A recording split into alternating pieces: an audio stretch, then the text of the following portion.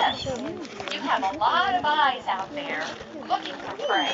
You have a lot of talent to capture it. And you have a lot of birds watching out for predators.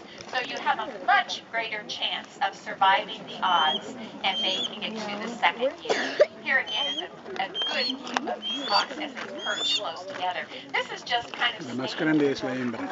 Ah, la más grande. All take a position on a perch. And notice the perches are different heights. Typically, that may be an indication of the priority or the rank of the bird as well.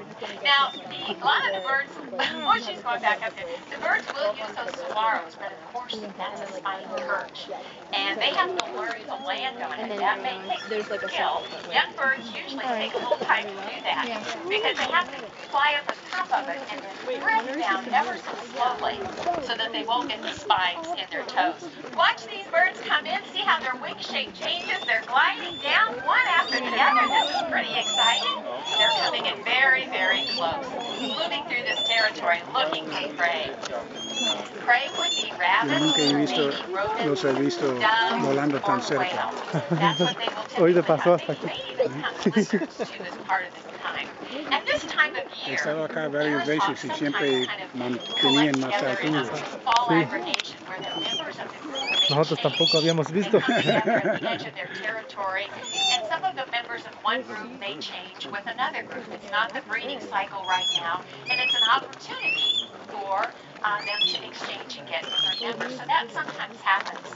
These young birds, though, can typically stay with the family group for several months or years, particularly the males.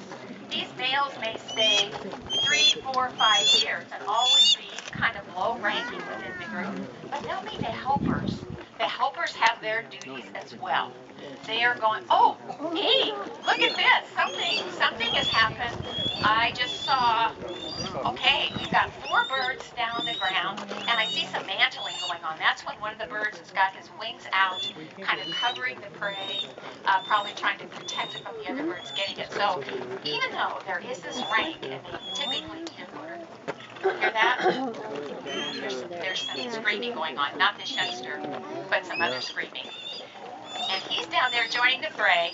Again, he's asking for food and they're ignoring him. He's going to have to wait because typically they will eat in order of their rank. But it's not always sorted out with, there's another call. Sí.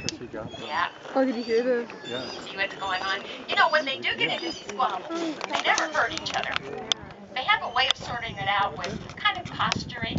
One bird will maybe kind of aggressively approach another. They might lock talons if they get really into it, but typically they don't hurt each other because that would be counterproductive. So they're going to just work it out over time. But obviously somebody's still down there getting the prey, and the others have either given up or they're waiting their turn. Very interesting what happens. Now sometimes when prey is captured, a bird like a juvenile that's not going to get fed right then will stay up as kind of a watchdog for any predators that might be in the area. When they're on the ground like that, they're very vulnerable. Bobcats, coyotes, all those kinds of critters could come along and surprise them and take them as a meal. So we have that going on as well. So again, this whole thing of working together here in the Sonora Desert really pays benefits. They can capture food much more frequently. They can, coming in very slow, very low, I should say. Hey, two right there together. And look at the bird with the wings dropped again. That's another example of mantling, when those wings are dropped like that.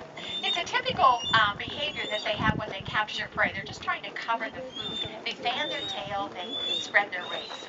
But as I said, the advantages are they capture food more frequently.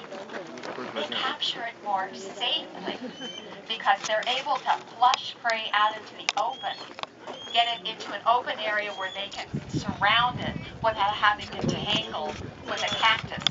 A lot of the prey items are smart enough to crawl right under a prickly pear or something, but these birds with their long legs go right under there and flush them out in the open. And the other advantage is that these birds can also capture larger prey when they are working together.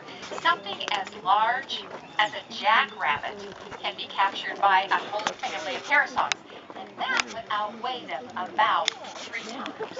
So a very unusual behavior, a social raptor, only one in the United States, and there's only one other in the world, and that's in the Galapagos. So the Harrison fox all over the range from Arizona all the way down into Mexico, South and Central America. It's here in our region that this behavior is so pronounced, and we think it must be because of this very inhospitable environment. They're working in a spidey environment.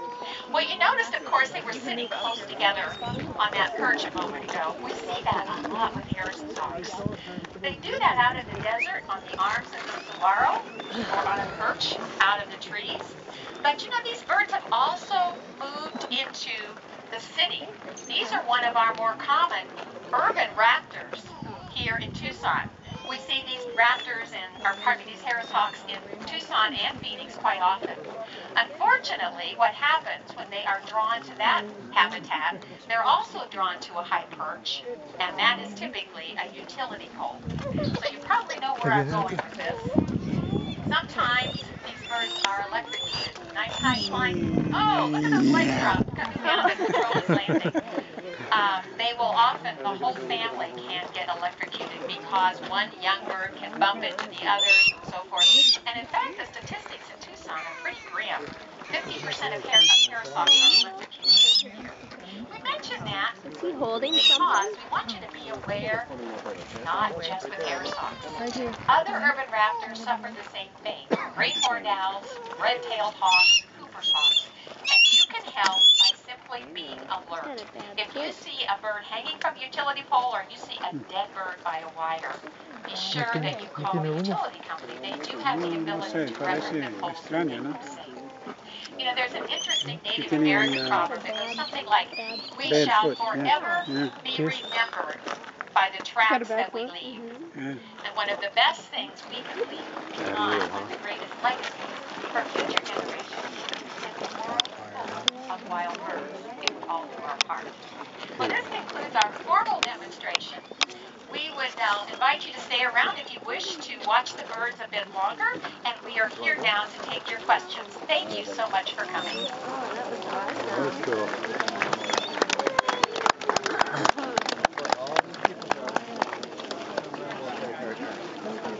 That was really good. That was the best I've ever seen. I've been here a number of times. I've never seen them come so close. Really? Nice. That's good to know. A lot of people. I mean, obviously they're trained and they are rewarding them with snacks and things like that. That's just amazing. But when I've been here in the past, it's been I've been here for that year. Oh, that was really Terminó el espectáculo. ¿Cómo? Sí.